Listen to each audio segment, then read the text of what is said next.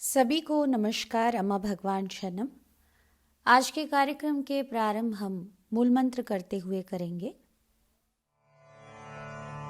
ओम सच्चिदानंद परब्रह्मा पुरुषोत्तमा परमात्मा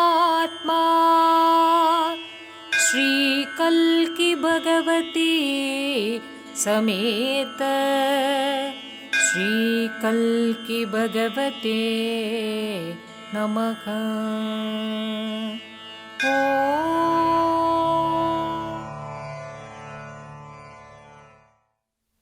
धीरे से आंखें खोलिए। हर दिन हम कल्कि धर्म के अलग अलग पहलू को ये धर्मा वीडियोस के रूप में प्राप्त किए हैं। धर्मा वीडियोस में विशेष रूप से आप सभी के जीवन में अग्रसर होने के लिए जो भी ज्ञान दिया गया है, इसके एक्सप्लेनेशंस आपको गुरुकुल के कार्यक्रम के द्वारा दिया जा रहा है। तो चलिए आज हम धर्मा 5 इसमें जो भी ज्ञान दिया गया है इसके बारे में जानते हैं। प्रतिरोध प्रज्ञा को नाश करता है। सबसे पहले हमें प्रतिरोध या रेसिस्टेंस के बारे में जानना होगा।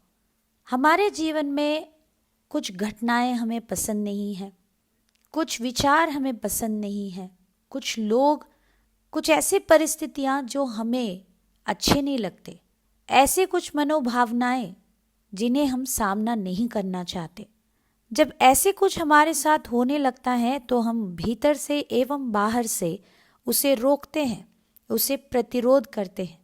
हमारे मन में लगातार हम इन सभी लोगों को, परिस्थितियों को पहचान कर इसे हम प्रतिरोध करते हैं और चाहते हैं कि ऐसा कभी हो जब हम इन सभी से छुटकारा पाएं। एक व्यक्ति के उदाहरण देखते हैं। ये एक कंपनी में काम करते हैं। उनके बॉस से उनका बिल्कुल नहीं पड़ता। कुछ ही दिनों में उनको प्रमोशन मिला है, ट्रांसफ़र भी हुआ है, तो वो बड़े खुश हो गए कि अब जाकर उनके बॉस से उनको छुटकारा मिल ही गया। कुछ ही दिनों के बाद नए प्लेस में जाने के बाद उनको पता चला कि वो एक रेगिस्तान है, जबकि वो बहुत बड़े शहर से आए हैं और वहाँ इतने सुविधाएं कम हैं, वहाँ काम करना नामुमकिन था। वहाँ कोई एंटरटेनमेंट नहीं, परिवार से दूर, खाना खुद बनाना पड़ता है। आगे उनके भाई मदद करते थे, उनके पिताजी मदद करते थे। अभी उनके लिए मदद मांगने के लिए भी कोई नहीं है। इतना अकेला महसूस हो रहा था कि वो कुछ दिन के लिए छुट्टी लेकर घर वापस चले गए। वहाँ पर एक सेवक उनसे मिले और उनको प्रमोशन मिलने के लिए कंग्रेचुलेशंस दिए। तब वो बोलने लगे कि नहीं, मैं बिल्कुल ही खुश नहीं हूँ, वहाँ मुझे कुछ भी अच्छा नहीं लग रहा है, मुझे फिर से ट्रांसफ़र हो जाना है, मेरे घर मुझे रहना है, मुझे ये अकेलापन नहीं हो रहा है। जो भी परिस्थितियाँ हमारे जीवन में हम प्रतिरोध करते रहते हैं, जो भी लोग, जो भी इमोशंस, ये सभी हमारे भीतर एक संघर्ष, एक दुविधा को पैदा करते हैं, जिससे हमारा एनर्जी पूरी तरह से ड्रेन हो जाता है। हमारी ऊर्जा खत्म हो जाने से कुछ भी सीखने की इच्छा नहीं होता, हमारी प्रज्ञा का नाश होता है। दूसरा ज्ञान बोध। जीवन में मृत्यु का बीज है, ठीक वैसे ही मृत्यु में जीवन का बीज है। आप उन्नति करते हैं गिरने के लिए और गिर जाते हैं फिर से उठने के लिए। हिंसा में शांति का बीज है, शांति में हिंसा का बीज है। एक पेड़ में उसका बीज होता है और बीज में पेड़ होता है। इंडियन ज्ञान के सिद्धांत अगर आप जानते हैं, दुनिया में हर चीज़ में हम ये देख सकते हैं, हर चीज़ साइकिल्स में चलता रहता है। मित्रता में शत्रुता है, शत्रुता में मित्रता है। ये इस विश्व का एक सिद्धांत है, इसे कोई भी तोड़ नहीं सकते। उदाहरण के लिए एक पेड़ बढ़ रहा है और एक समय आएगा जब वो मर जाएगा। एक बीज जब मर जाता है, एक बीज खत्म हो जाता है, वहाँ एक पौधा उगता है। ये दोनों कभी अलग नहीं है। नकारात्मक सकारात्मक जन्म और मृत्यु हमेशा साथ रहते हैं। एक गरीब व्यक्ति धनी होना और फिर से वो अमीर व्यक्ति अपने जीवन में कई सारे क्षेत्रों में दरिद्र बन जाते हैं। धन की उपार्जना करने के दौड़ में वो बहुत सारे चीज़ों को छोड़ना पड़ता है, जिससे वो बहुत सारी चीज़ें खो भी देते हैं। कोई भी चीज़ हमेशा हमारे साथ स्थिर रूप से रहना इस दुनिया में संभव ही नहीं है। इसीलिए जन्म में मृत्यु है, मृत्यु में जन्म है। हर चीज़ में उसी के ऑपोजिट भी रखा गया है। जिसमें कालापन है उसमें सफ़ेद है, और जिसमें सफ़ेद है उसमें कालापन की एक बीज है। इस विश्व में सब कुछ चलन कर रहा है, सब कुछ आगे बढ़ रहा है, साथ ही साथ सब कुछ खत्म भी हो रहा है। तो वहाँ पर जन्म है, उन्नति है और मृत्यु है। जब हर चीज़ उसके विपरीत को धारण करता है, इस दुनिया में सब कुछ एक प्रक्रिया है। जब हम ये बात को पूरी तरह से समझने लगेंगे, इस सत्य से हम अवगत हो जाएंगे कि यहाँ पर जो कुछ भी है वो जन्म लेता है, फिर से उन्नति करता है, फिर से मृत्यु पा लेता है। तब मन एक शांत होकर वो इस प्रक्रिया को समझकर उनके भीतर की लालसा से मुक्त हो जाता है। जब आपके भीतर सब कुछ एक प्रक्रिया है करके देखते हैं, तब चिंता खत्म होता है, सोचना खत्म होता है और आप एक साक्षी भाव से सब कुछ देखते रहते हैं। अभी हम श्रद्धा से चमत्कार को देखेंगे। আমি কলকাতা থেকে শুভ্রা ঘোষ বলছি।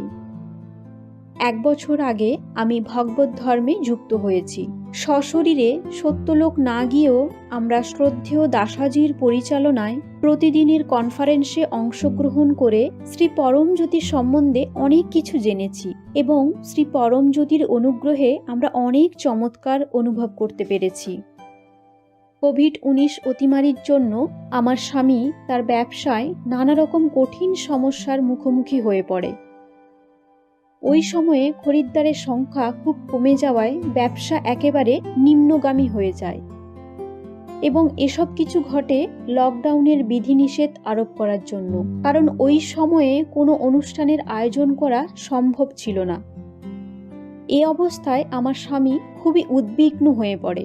অনেক মালপত্র দোকানে জমে যাওয়ায় সমস্ত রকম আয়ের উৎস বন্ধ হয়ে যায় এবং কর্মচারীদের বেতন ও অন্যান্য খরচ কমাতে হয়, যার ফলে তার মানসিক চাপ আরও বাড়তে থাকে। এত কঠিন সময়ের মধ্যেও 2021 সালে আমরা সহস্রনাম হোমায় অংশগ্রহণ করি ও শ্রী পরমজ্যোতির কাছে আন্তরিকভাবে প্রার্থনা জানাই ব্যবসায় নিশ্চিত উন্নতি লাভের জন্য।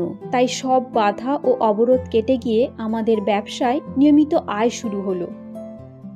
আমরা এটাও অঙ্গীকার করেছিলাম যে আমাদের লাভের একটা অংশ সেবা কাজের জন্য দান করব এবং সেই মতো ভবিষ্যতে হোমা প্রক্রিয়ায় অংশগ্রহণ করার জন্য আলাদাভাবে সঞ্চয় করে রাখতে শুরু করলাম।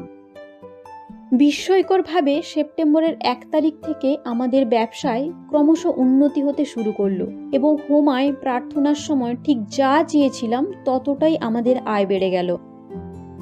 আম্মা ভগবানের দৈব অনুগ্রহে আমরা 2021-এ নবরাত্রি হোমা ও বিদ্যা হোমায় অংশগ্রহণ করতে সমর্থ হয়েছিলাম। অবনত মস্তকে তাদের পাদপদ্মে কোটি কোটি প্রণাম জানাই। আমাদের সমস্ত ইচ্ছা ও প্রার্থনা পূরণ করার জন্য আপনাদের প্রতি রইল আমাদের অকুণ্ঠ ভালোবাসা। জয় বলো ঐশ্বর্য প্রদাতা परमज्योति श्री अम्मा भगवानेर जय। चमत्कार हमें हमारे विश्वास को दृढ़ करते हैं। इसीलिए जीवन में हो रहे हर एक विषय को हमें गौर से देखना है। वहाँ पर जो भी आशीर्वाद प्राप्त हो रहा है उसे समझना है। चमत्कारों को देखना, सुनना, लिखना, बोलना जब आप साधना के रूप में करते हैं, आपके जीवन में चमत्कार बढ़ते रहेंगे। टाइमलेस इनसाइट्स में व्यक्ति मुक्ति ना पाने की अवस्था में किस तरह जीवन को जीना चाहिए, इसको बताया गया है। मैं की भाव एक भावना प्रक्रिया है। यह सचेत होकर देखिए, मैं की भाव के विषय में सचेतन होना होगा। मैं की भाव, साइकोलॉजिकल सेल्फ, हमारे भीतर मैं करके जो भाव हम महसूस करते हैं वो अमित्व भाव को साइकोलॉजिकल सेल्फ कहते हैं। हमारे भीतर ये मैं की भाव से हम हमेशा हमारा उपस्थिति को महसूस करते हैं, मैं करके कोई है। इसके वजह से हमारा मन हमेशा हर चीज़ को कोई ना कोई अर्थ देता है और चीज़ों को कनेक्ट कर कर सभी को समझने की कोशिश करता है। मान लीजिए आपके हाथों में 2000 नोटों की एक बंडल दिया गया है। ऐसे तो वो सभी कागज़ है, किंतु आपका मन क्या करेगा, अरे वाह, ये तो बहुत पैसे हैं, इसका वैल्यू तो बहुत है। सोना आपको दिया गया, सोना भी एक मेटल है, किंतु हमने उसको बहुत अधिक मूल्य दिया है। इस तरह हमारा मन हर चीज़ को अपने तरफ से एक मूल्य देने की कोशिश करता है। सोना, चांदी, घर, आपका घर सीमेंट और ब्रिक्स से बनाया है, मगर ये एक घर है, यहाँ पर मैं रहता हूँ, ये मेरे लिए बहुत ज़रूरी है। ये घर में मेरा परिवार रहता है, मेरे परिवार का ख्याल मुझे रखना है। बहुत सारी चीज़ों को कनेक्ट कर देता है वैसे। और आप इसी साइकोलॉजिकल सेल्फ को अगर ध्यान से देखते हैं तो कैसे विचारों से ये साइकोलॉजिकल सेल्फ अपने आप को सरवाइव कराने की कोशिश कर रहा है। मन पहले मीनिंग देता है और उसके बाद कनेक्ट करता है। इस तरह मन बार बार हर चीज़ को एक अर्थ देना, उसे जोड़ते बैठना, इसका एक आदत है। जब मन किसी का पूरी तरह से शांत है, इसका अर्थ ये नहीं कि वो अर्थ नहीं दे रहे हैं, चीज़ों को कनेक्ट नहीं कर रहे हैं। जब तक व्यक्ति के अंदर ये मानसिक रूप से मैं की भाव अदृश्य नहीं होता, तब तक आपके मन हमेशा सभी चीज़ों को कनेक्ट करके समझने की कोशिश में लगे रहता है। आपको ये भावना प्रक्रिया कैसे सब चीज़ों को समझने में और कनेक्ट करने में उलझा हुआ है, इसके बारे में सचेत होना है। आंखें बंद कीजिए और अपने साइकोलॉजिकल सेल्फ को जानने की कोशिश कीजिए।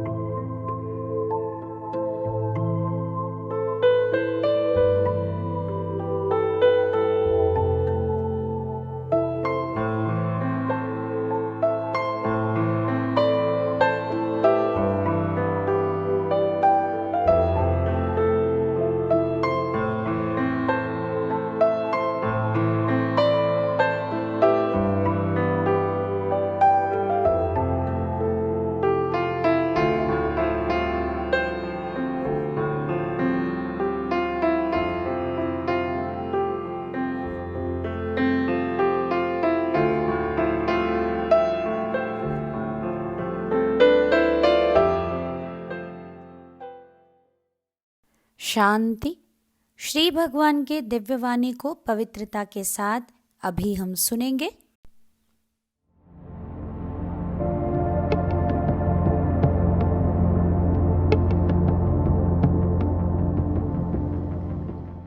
There is only thought, there is no thinker.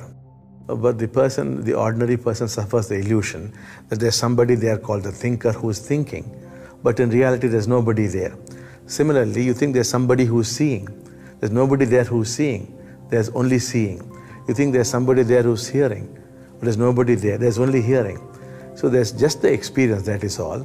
But you have created this concept, this illusion, that there's somebody there who's very necessary, who's very vital, and who's doing all those things. That is the root cause of all your suffering.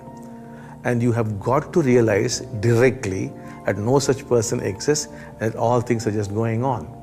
And that is the state we call the enlightened state. Thoughts would continue. There could be conflicting thoughts, and they do continue. At the next level, conflict ceases, but thoughts continue. At a still higher level, thoughts also cease, and this is a never-ending journey.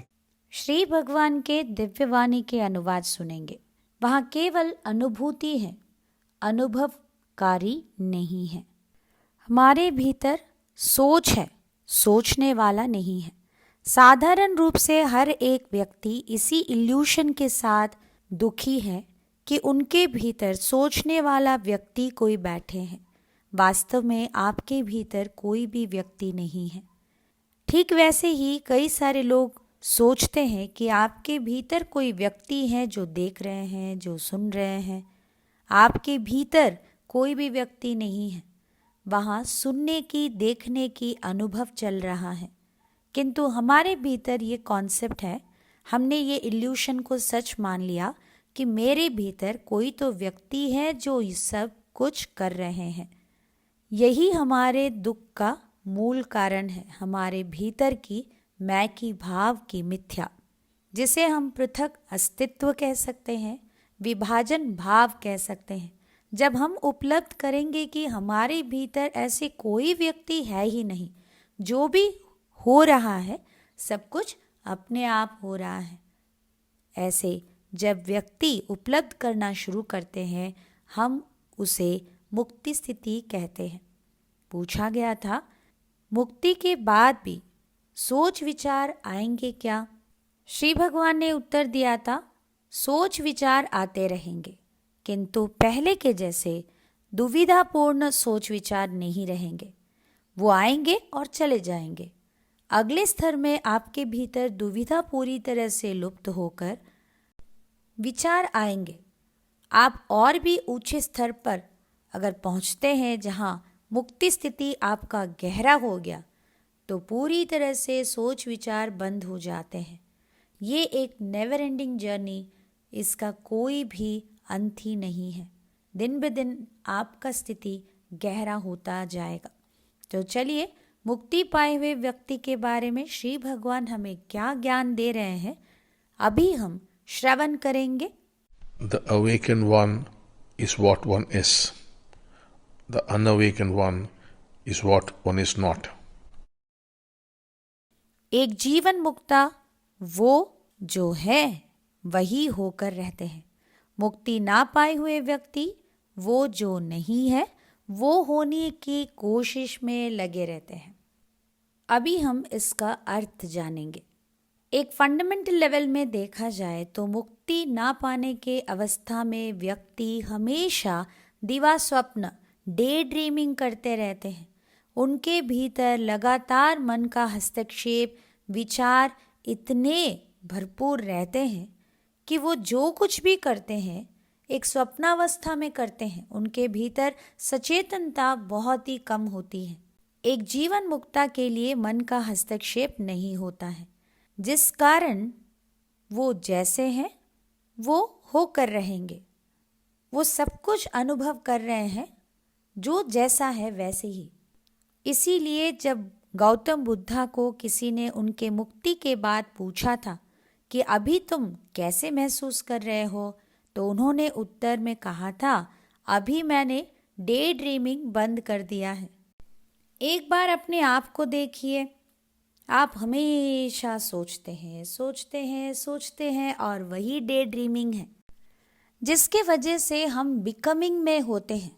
हम जो नहीं हैं हम वो हैं करके दुनिया को दिखाने की कोशिश में लगे हैं। मुक्ति पाए हुए व्यक्ति के लिए वो जैसे हैं, जो है उसे दुनिया के सामने पेश करने के लिए उनको कोई असुविधा नहीं। वो जैसे हैं वही होकर रहेंगे। मुक्ति ना पाने के अवस्था में आप जो नहीं है उसी को सभी के सामने दिखाने की कोशिश आप करते रहते हैं। अगले भाग में सफलता की रहस्य। When you are focused, all things fall into place. जब आप एकाग्र होते हैं तो सभी चीजें अपने स्थान पर आ जाती है। जब आप पूरी तरह से एकाग्र होते हैं किसी भी संकल्प के पूर्ति के लिए, पूरा दुनिया, पूरा विश्व आप जैसे चाहेंगे वैसे ही आपके रास्ते में सभी चीज़ों को पहुंचाते जाएंगे। एक व्यक्ति का अनुभव मैं पढ़ती हूँ, आप ध्यान से सुनिए। ये भद्रलोक बता रहे हैं, उनके पिताजी बहुत छोटे उम्र में चल बसे उनकी माँ के ऊपर, और ये बड़े होने के वजह से इनके ऊपर पूरा दायित्व पड़ा। इनको पढ़ाई करने के लिए सुविधा नहीं था, फिर भी उनके माँ ने किसी भी तरह उनको पढ़ने के लिए कहा। समय बहुत ही बुरा चल रहा था, खाना खाने के लिए भी पैसे नहीं थे, मगर किसी भी तरह पढ़ाई करके आगे बढ़ना है, परिवार को भी अच्छे स्तर पर ले जाना है, ऐसे एक सपना देखा था इन्होंने और खूब मेहनत भी किया। और हमेशा हर परिस्थिति में सकारात्मक रहकर एक छोटे से रूम में खाना अगर नहीं भी मिले तो भी उस गरीब अवस्था में कड़ी मेहनत करके पूरे दुनिया को देखना है, बहुत ही ऊंचे स्तर का जीवन पूरे परिवार को देना है, ऐसे एक सपने के साथ आगे बढ़े। जीवन के विपरीत परिस्थितियों में ही अपने आप को आगे बढ़ाने की एक मोटिवेशन होता है, जो इनके साथ भी हुआ है। वो बहुत मेहनत करके दिन रात एक करके इतना फोकस्ड होकर कॉलेज में टॉप किए।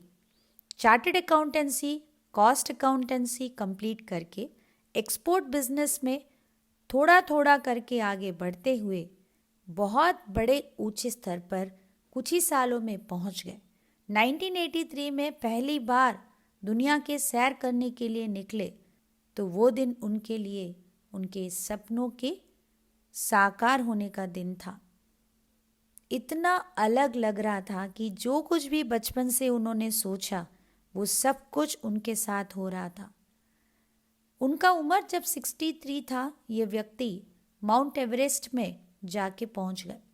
जब पूरे दुनिया में 65 कंट्रीज में अलग अलग लोगों के साथ रहना, मिलना, साथ जीना, ये सारे एक्सपीरियंस उन्होंने किया, जहाँ पर उनके पत्नी, उनके ग्रैंड डॉटर सभी मिलके बाई रोड लंदन से 72 डेज के लिए 22,000 किलोमीटर बहुत सारे देश वो घूमे, लोगों के साथ रहे, उनकी प्रकृति जाना, उनकी असुविधाओं को जाना और बहुत कुछ उन्होंने सीखा।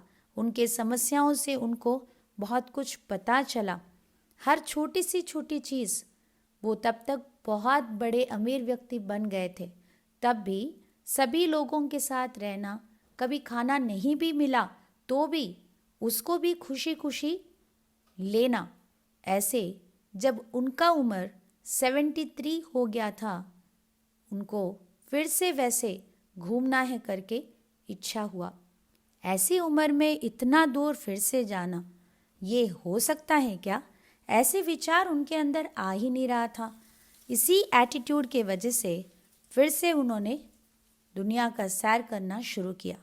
ये सब कुछ संभव हो पाया क्योंकि वो अपने आप को विश्वास करते रहे और उनके फोकस की वजह से सभी चीज़ें अपने आप उनको रास्ता देने लगे। अभी हम आगे बढ़ते हैं। साधक ने पूछा, मेरे अंदर ये व्यक्ति कौन है? श्री भगवान ने कहा, आपके अंदर कोई व्यक्ति है ही नहीं, वहाँ केवल व्यक्तित्व है। जब आप पानी बहना देखते हैं, उसे पानी बह रहा है करके ना कहकर आप एक नाम देकर, देखो देखो ये नदी है, इस नदी में पानी बह रहा है। एक बार ध्यान दीजिए, नदी और पानी बहना दोनों दो अलग अलग चीज़ें हैं क्या? नहीं, हम उसे रिवर के एक कॉन्सेप्ट से देख रहे हैं। ठीक वैसे ही हम सभी हमारे भीतर मैं की एक कॉन्सेप्ट के साथ, मेरे अंदर एक व्यक्ति है जो इन सभी व्यक्तित्वों को धारण किए हैं। बिल्कुल नहीं, आपके भीतर केवल पर्सनालिटीज है, वहाँ कोई व्यक्ति है नहीं। जब व्यक्ति पूरी तरह से लुप्त हो जाते हैं, वहाँ आप केवल व्यक्तित्वों को अनुभव करते हैं। आपके भीतर कोई व्यक्ति नहीं है, वहाँ केवल व्यक्तित्व है। इसे जानिए। आज आपने जो भी टीचिंग्स सुना है, इन टीचिंग्स को आपके जीवन में रियलाइजेशंस करने के लिए अभी हम सभी मिलकर प्रार्थना करेंगे। कल्की आगमनम् मन कल्की आगमनम् कल्की आगमनम् मन कल्की आगमनम् कल्की आगमनम् मन कल्की आगमनम् कल्की आगमनम् मन कल्की आगमनम् सत्ययुगानिकि प्रारम्भम् धर्म संस्थापनकारम्भम् सत्ययुगानिकि प्रारम्भम् धर्म संस्थापनकारम्भम् कल्की आगमनम् मन कल्की आगमनम्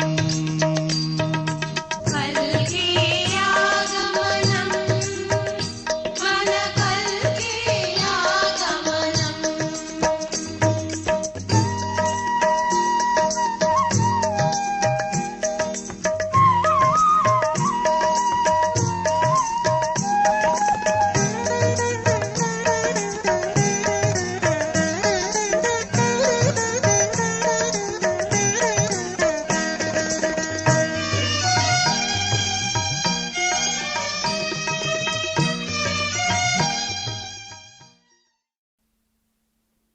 जय बोले ज्ञान प्रदाता श्री कल्की की जय हो।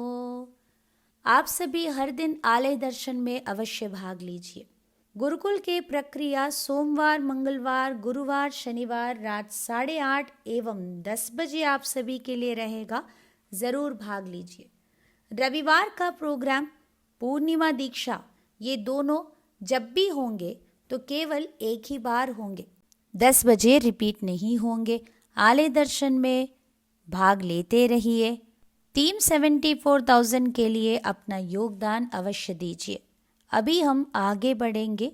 शवासन में सभी लेटकर प्रार्थना कीजिए। आपको पूर्ण रूप से रिलैक्स होना है। आप जितना विश्राम की अवस्था में जाएंगे, संगीत को सुनते रहेंगे, वो आपको हील करेगा और आपके भीतर प्रक्रिया जारी रहेगा।